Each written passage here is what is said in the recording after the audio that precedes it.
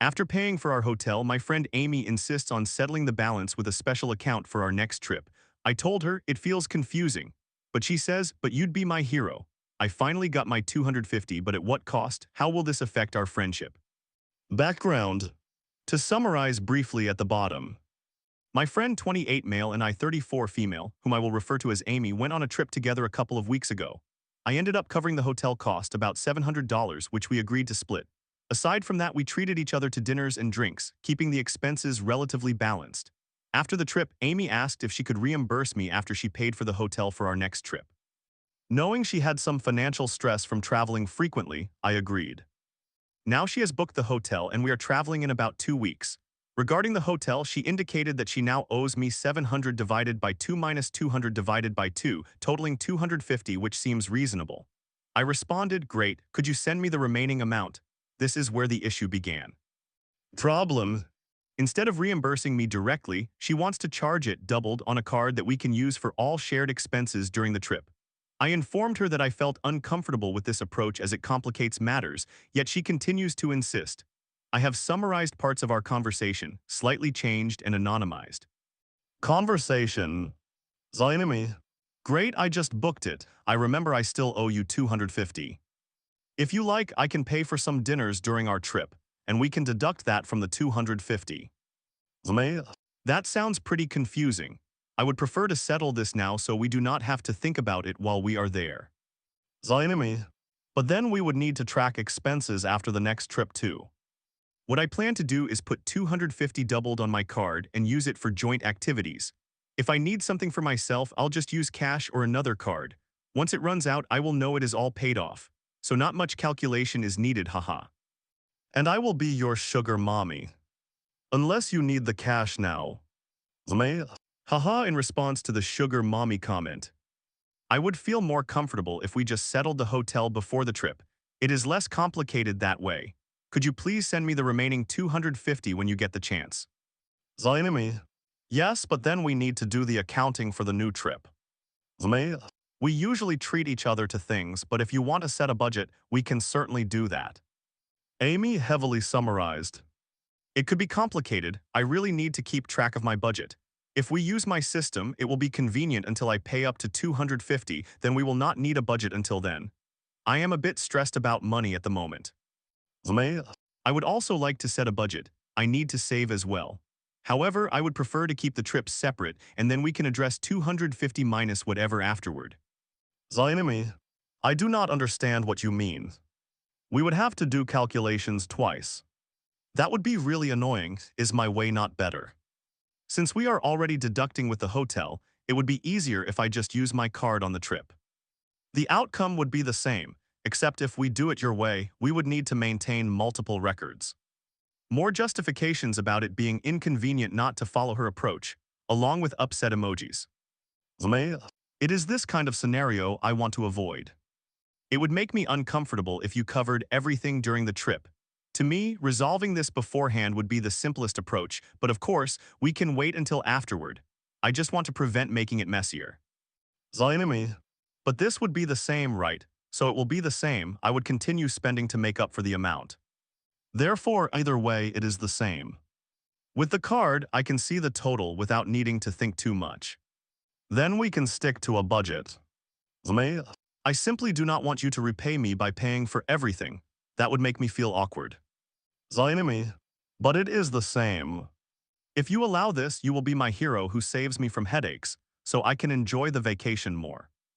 However, I will still reimburse you if you insist on this other method.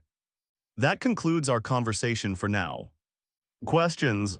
I feel somewhat petty at this point, and it is taking an emotional toll on me. Honestly, I am unsure what to tell her now. It is late where I live at the moment, and I think I will respond to her in the morning. What should I do? What would you do? TLDR.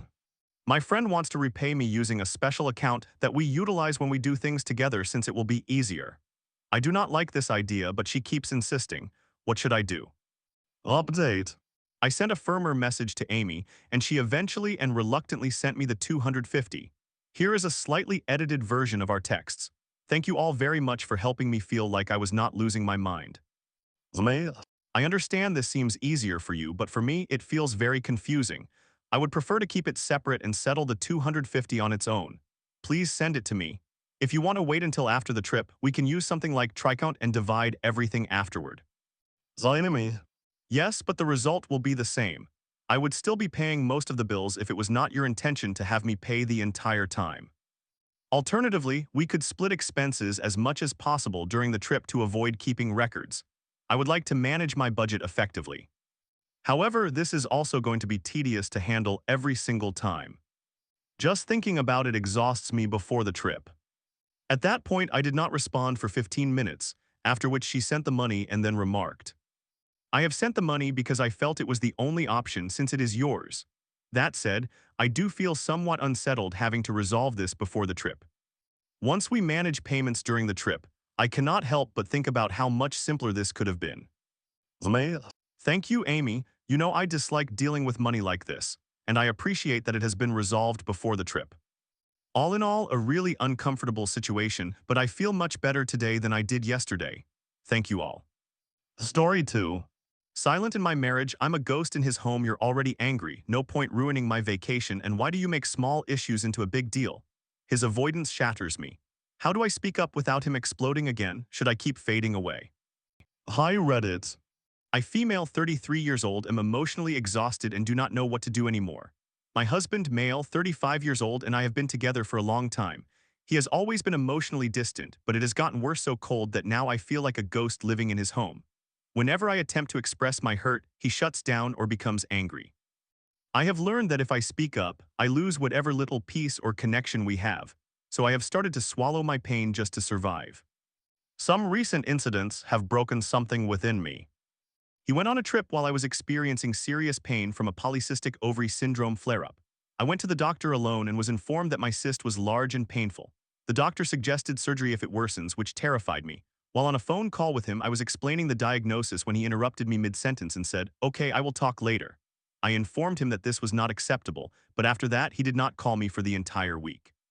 He merely sent occasional "How are you?" text messages that felt like a formality. I learned more about his trip from his Instagram stories than from him directly. When he returned and I asked why he did not call, he responded, "You were already angry. No point ruining my vacation." I told him that deeply hurt me and he exploded, calling me mentally unstable, saying, "I have no emotions for you, do not expect anything. If this relationship dies, so be it. I will not put any effort into it. You do not deserve to be spoken to normally. Your demands never stop. I cannot do this anymore." In a panic, I apologized and promised that I would not trouble him again. Later, we were supposed to go on a trip with friends, but I caught the flu. He went alone, which is fine, but did not call me once in 5 days. He did not ask if I was at my parents' home or at our house. Just one "How are you?" text per day because friends inquired about me. There was no real concern. I have been managing everything at home, errands, chores, and my health alone. I have not demanded anything. I just wanted basic emotional presence. But even that seems like too much to ask. I often wonder, am I overthinking? Am I victimizing myself? Should I just remain cheerful around him like he prefers? Every time I have brought up an issue, he has become angry. Out of fear that he will leave or worse because of days-long silent treatment, I have broken down, apologized, and promised never to bring things up again, just to return to normalcy. So I have begun emotionally detaching. I do not tell him about my day, my plans, or household matters. I mirror his energy. Oddly, he seems more comfortable now. He has not noticed the change and has not asked. Even when his family questioned why I seemed distant, he said, "Nothing is wrong, I have not done anything." That shattered me. After everything, he still believes he has done nothing wrong. I thought I could remain this way, quietly detached and still in the marriage. But on some days like today, it just hurts too much. I feel like I cannot continue this way anymore. I am frightened, I feel hollow and tense. I want to understand where I stand, because each day I remain distant, it feels like he enjoys the silence while I suffer quietly inside. I do not desire a fight, I just want clarity. How do I bring this up without him becoming angry or dismissing me again, or should I simply continue pretending, keep fading away? TLDR. My husband is emotionally distant and becomes angry when I address my hurt or request support. After years of trying, I have gone quiet to protect myself. He does not notice or ask why. I feel like I am slowly disappearing. I want to know where I stand, but I am scared that if I speak up, he will explode again. Should I speak up one last time or keep detaching until I can leave? Update: I told him the truth. His response: silence. Yesterday, he sat beside me and asked about my polycystic ovary syndrome. I said I was doing okay, and then he inquired why I had been so distant. That is when I revealed everything, the whole truth. I explained how dismissing my pain while he was traveling, not calling to check on me, labeling me mentally unstable, and explicitly stating that he did not want to put in effort were not small issues. His response, "Why do you make such small issues into a big deal?" I told him directly, "This is a deal breaker for me. If this is the end of our relationship, so be it, but I will not tolerate this disrespect." I made it clear that being left alone to manage everything with no concern from him showed precisely how much he cared. I also informed him that I do not need him, I have already been handling everything alone. His defense, "I do not travel much, and the one time I did not check in, you made such a big deal out of it." One time, he has been traveling constantly since January, and every single time he has been emotionally absent. But even if it was only one time, why is ignoring your spouse while she suffers something to be dismissed? And then, nothing. No argument, no concern, no attempt to have a conversation, just complete silence. And that is scarier than if he had lashed out, because I recognize this pattern. It is not him genuinely processing anything or feeling remorse, it is avoidance. He is waiting for me to either break the silence or feel guilty for making things worse. I know exactly what is happening. He is waiting for me to take the final step so he can play the victim, the poor guy whose wife left him. He will never accept responsibility or even acknowledge that what he did was wrong. And that silence, it is not guilt, it is control. I spoke to his sister after this conversation. She thinks my mother-in-law should know, but I am hesitant. If I tell her, she will likely confront him, and he will redirect his anger toward me, accusing me of ruining his reputation. And I know many of you have been asking, why haven't I left yet? It is not as simple as it sounds. It is years of being together, years of me diminishing every time he becomes angry so he does not leave. I understand what is occurring. I know leaving is inevitable, but I have not mustered the courage to take that step yet.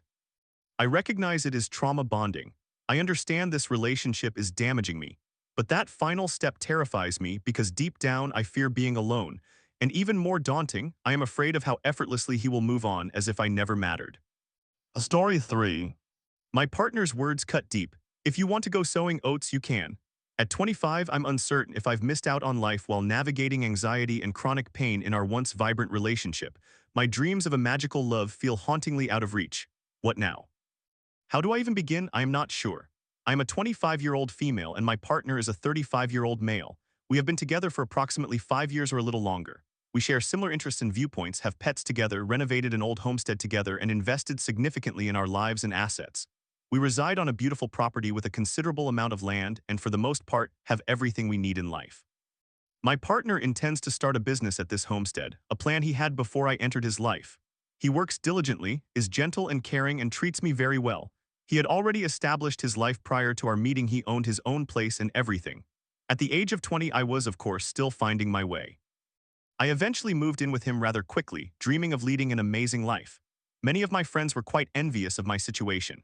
He eventually sold his property and moved into the place I was renting, where I worked living there for a couple of years until we renovated and relocated to the property I mentioned earlier. Life was enjoyable, we had fun and were proud of one another. However, it now feels so dull and lifeless. Our intimacy is lacking, which causes me a lot of anxiety, and I find it very difficult to feel in the mood at any time. I have always valued aspects of a relationship beyond just sex. That is simply who I am. Naturally, this situation is challenging for him, considering he values intimacy quite a bit. Due to my ongoing anxiety for various reasons, I do not want to be touched. Playful smacks and squeezes make me shudder in a negative way. We attempted to be intimate in the shower, and I essentially had a panic attack and froze. I did not know what to do either with myself or with him. Touch was painful, so all I could do was keep my hands busy. I frequently have troubling thoughts about whether I have missed out on life and experiences, questioning if this is all there is, if this is the ultimate goal and the entirety of life experiences. Sometimes I think about what it would be like to be single again. I cannot deny that I consider it, but I know I have it quite good. I am uncertain. Being young when we got together, I worry that I have changed too much or that I am losing interest. I feel so awkward when we hug or kiss, it feels like I am with a stranger. I do enjoy cuddling and similar affection, but I become anxious about that as well, fearing it might lead to sex or something more. I am aware this makes me seem like a terrible person. All his friends are married and starting families, which fills me with significant anxiety since he is not getting any younger, and I am not really prepared for that stage. Additionally, he has developed health issues over the past couple of years, resulting in chronic pain, which can be challenging for both of us. For some reason, this situation makes me feel strange. Perhaps that makes me an awful person.